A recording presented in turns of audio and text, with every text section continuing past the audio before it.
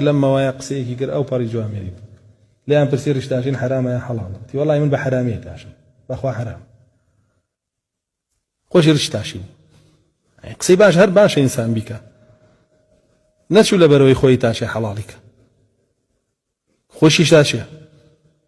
باوکی ڕایەت وەکو داپەیوەندی فەرمووی ڕیش دەتاشن دەڵێن بە هەر چوار مەسەب حرامە بلا بەڕێزەکەم ڕیش تاشین شتێکی تازەیە هەموو زانایانی ئیسلام لەسەر ئەوەن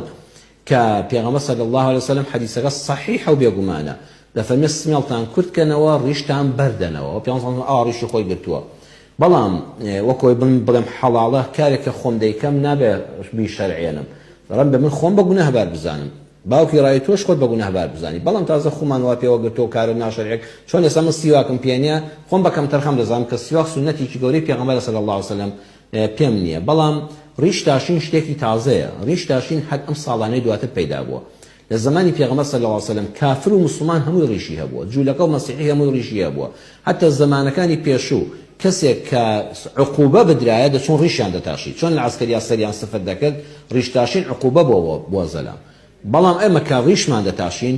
نابێ بڵین وڵا کارێکی چاکمان کردووە بێ بڵین قسە و فەرمایشتی پێغەمبەر صلی الله عليه وسلم لەسەر سەر و سەر چاوانە بەڵام ئێمە خۆمان کەم تەرخەمین یان تێگڕای زانایان لەسەر ئەوە نین بەو شێوەیە هەموو ڕیشدارێک ناچێتە بەهەشت و هەموو ڕیشتاشراوێکیش خوا پەنامەدا ناچێتە دۆزەخ ومێدەوارم ئێمە خۆمان بە کەم تەرخەم بزانین لانی کەم بە کەم تەرخەم وهانی خەڵکی بدەین کە ڕیشی سونەتی پێغەمبەر صلی الله عليه وسلم ئەویش بۆ خوا يعني ڕیشەشنەوە دووسێ جۆری هەیە وەکو حیزبێک ڕیش دێڵێتەوە ئەوە بەخوا قبوڵ نییە ئەبێ خالیسەن تەنها و تەنها لەبەر خاتی سونەتی پێغەمبەر صلی الله عليه وسلم بێشترێتەوە ئەو کەسانی ڕیشیان لەبەر خاتی سونەتی گەورەی پێغەمبەر صلی الله عليه وسلم داناوە فەرمانی